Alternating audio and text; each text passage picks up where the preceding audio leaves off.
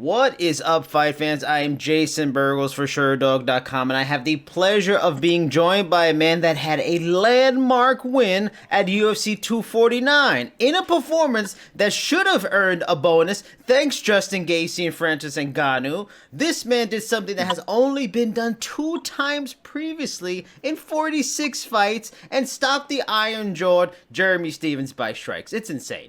And that man is the new king of elbows. He is the one and only Calvin Kattar. Calvin, my man, congrats on the win, and thanks for the time tonight. Damn, what an intro, Jason. Thanks for having me on, bro. My pleasure, my pleasure. Now, a lot has happened since we talked a few weeks back, so there is much I wanted to ask about. Firstly, and maybe the most important is, Calvin, Rob Gronkowski left the Patriots too. He doesn't want to be with Belichick. Bad signs, Calvin. Bad signs. Next question. Next question.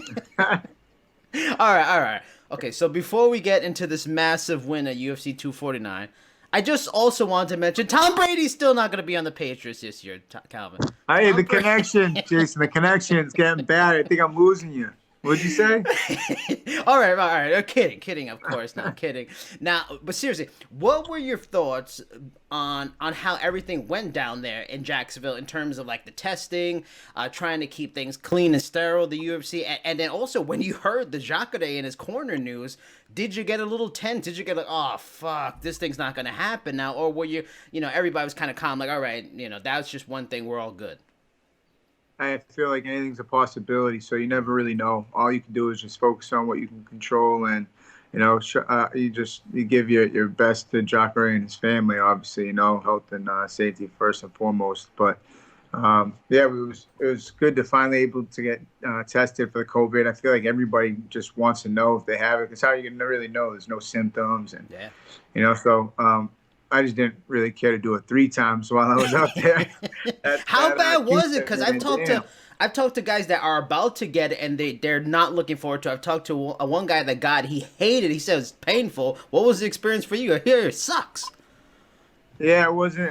I didn't really enjoy it much, but I was thankful that I was negative and I was able to compete, no restrictions, thankfully, and it worked out. So for the fight, the first round was a better round for Jeremy, and the announcers mentioned that he was putting pressure, using low kicks early, 2 things they suggested have given you trouble in the past. I talked to your coach too, and he mentioned how the first round didn't go as planned for you guys, but you guys made adjustments in between rounds. Talk to me about why the first round was a little bit more difficult than probably planned, and those adjustments that you made in between rounds. Yeah, I was just downloading much of that first round. Just kind of feeling it out, but looking for my openings. There weren't many really there in the first for me. He did a good job of keeping the pace up and staying busy. I wonder if he would have been able to keep that pace up to the 3rd round, but I felt like I was just downloaded, seeing what he was throwing at me, and then 2nd round I started sitting down on some shots. I think I got the better of the combinations in the 2nd. It would have been interesting to see what would have happened if it went into the 3rd, but were able to land a big shot in the 2nd and cap it off with some ground and pound. In the 2nd, like you mentioned, that shot in the 2nd, filthy elbow that floored him. Now, not everyone lands elbows close like that in a fight. Maybe on the mat, maybe against the cage if somebody's hurt. If it was easy, everyone would do it since it's so effective, but they don't. How did you develop that timing, that confidence to know when to use that sort of strike in that moment? And when you landed it on Jeremy, was it instinct or was it something that you were, like you said, you were downloading information and you were waiting for that right moment to unleash, and you saw it was something that you could use effectively? Yeah, we knew that something like a big elbow coming in through that gap from outside distance, covering that distance safely with a good short attack would work well in this fight, especially since Jeremy Stephens is a veteran. Like you said, not too many people have been able to put him away with a shot to the chin. So you're either going to go elbow or knee to put him away, or somewhere finish into the body like Aldo, you'd think. And so those were always things we were working. Me and my Muay Thai mitt coach, Jake Manini, he got me prepared. We were working a couple times, at least a week, and drilling the stuff over and over again. And then come fight night, it did come out, just like muscle memory. He was sitting in the pocket and tight exchange, landed a big elbow. So was it something that you really kind of just started working on in this camp? Was it something you've always worked for a while, you've been doing for a while, and just this camp you put more repetitions in? Which one was it? Yeah, I just get my reps up to All be right. a complete martial artist, on the ground, in the wrestling room, in the striking room, boxing, just staying busy, staying well rounded, and yeah, those elbows and knees can finish a fight at any second. So you definitely got to keep them sharp. Before you, Stevens had only been finished by strikes twice in his career. That the last one was what you just mentioned, Aldo, and that was a body shot. But before that, you have to go all the way back to 2012, Eve Edwards, to find the last time, and it being the first time. This guy has his iron jaw as it gets over his career.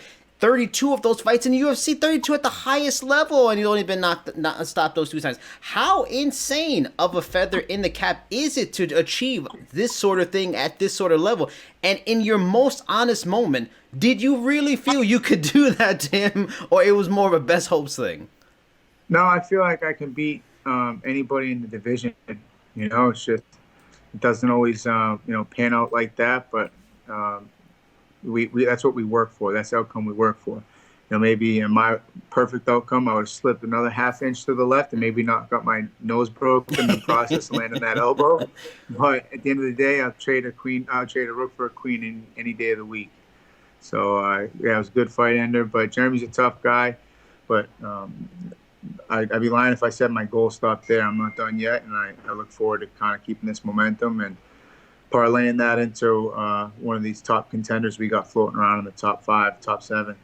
So, what do you think of the suggestions, like I mentioned, that the announcers had during that first round? Maybe that pressure, low kicks are a problem for you. Also, you mentioned you download, and I felt like watching your fights before, you download. So maybe some people might think you're a slow starter, but you're downloading information. Like I said, those certain things, the low kicks, the pressure, taking time in the first round. Do you feel those are things that you have noticed too, and it's just holes that you are quickly closing up to be more complete, or do you think they're kind of wrong in those kind of suggestions? Well, I mean, if you look at the amount of times that we were kicking, I feel like I checked most of Jeremy's kicks. There they landed. My foot was grounded, my shin was facing outward, and those were a lot of kicks to still keep the lightness in my feet to be able to hit some of those shots. Definitely after 10, whatever something kicks, it's going to add up a little bit. But I felt like I did a good job at checking them. Now maybe you could check too many. No need to eat all of them or check all of them, but. As long as your shin's facing out, man, it's a lot better than if it isn't. So I felt like I'm addressing these things, and I'm learning on the go, learning on the job. Like you said, I kind of really been kicking things back in gear since getting into the UFC 2017, and we've been on a run since, man. And I got a great team around me: Tyson Chartier, coach, manager, Carlos Neto, teammate Rob Font. And like I said, Jake Manini, John Dupree, and a bunch of good training partners. But we're really just buckled down and staying busy. And hopefully it's going to pay big dividends soon to come. How big is that? Because all those guys you mentioned, when I talked to you before and I talked to Tyson leading up to the fight too, we talked about you realize in this camp the people that will really ride or die with you because they were the ones who stuck it out through the training with the pandemic and everything. How did this win feel even sweeter as a team because of that? Because knowing who really is the closest to you, who's really willing to put themselves in line a little bit to be there for you, was it that much sweeter this one? No, it's just the people that sacrificed with me for this camp were able to share in the feeling of victory, man. And hopefully everybody else that has been kind of tied down right now, hopefully they're inspired to kind of do what they can in the situation they're in. Just try to come out of the stuff a little bit better than when you were into it and keep a positive mindset. But that's something intentional. I'm trying to work every day myself, just building on that mindset and separate myself from the rest of these contenders. In a normal world, that sort of win, like I mentioned, should have probably been like a knockout of the night, performance of the night, bonus winner.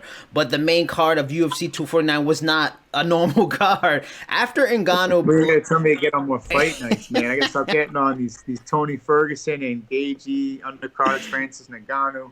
I don't help my case. Was there a part of you that after Ngannou got the knockout, you're like, okay, maybe I'll get performance, and then 3 rounds into the main event, you're like, fuck, I'm not getting anything. This is bullshit. No, after I saw Francis Ngannou's knockout, I had to stop mid-interview because I had just been out back and just like, holy shit. That was crazy. You guys, he's a machine. He's dangerous, dangerous man. You've been around this game a long time. Have you ever seen, like, this guy knocked out people from like a slight back elbow? Like, have you ever seen power like that? Does it not seem from this earth? Like, I feel like if he started the army, he could probably take over the world. Francis Ngannou. Yes. If he had soldiers that look like him, definitely. The big Yeah, the best part is he's like a really nice, great guy. yes, yeah. Back seems very nice guy. Took a picture with him. I was gonna post it, but then he took my bonus, so I might not post it now. The big question now is, what is next? First, what is like the perfect best case scenario? I mean, there's a log jam. A lot of fighters got postponed, so they're trying to get everybody their fights that they missed. In a best case scenario, when would you like to return? Is it late summer? Would you like to wait up to the fall? What would you like to return? Right now, my main focus is just recovering, getting back in the gym ASAP, and staying ready for whatever opportunities out there as soon as possible. I definitely want to, we got a slow start to the year, and I want to keep the momentum and finish strong. Maybe get on the tail end card too, with Rob Font, hopefully, as he's healing up. Now, you mentioned, you got to get a big name now. You're a top 10 guy. You're probably going to move up to close to the top 5 now. Yeah, probably not going to get title shot, but very worthy of a top fight. Now, I'm going to throw out some names. Yair Rodriguez, Korean Zombie, Josh Emmett, or maybe even this. Maybe they offer a Shane Burgos rematch because Shane's on fire right now. Do any of those fights interest you? Is there one you have a preference over more than the other? I have a preference for the ones, the names next to the numbers next to the guys' names that are smaller than mine.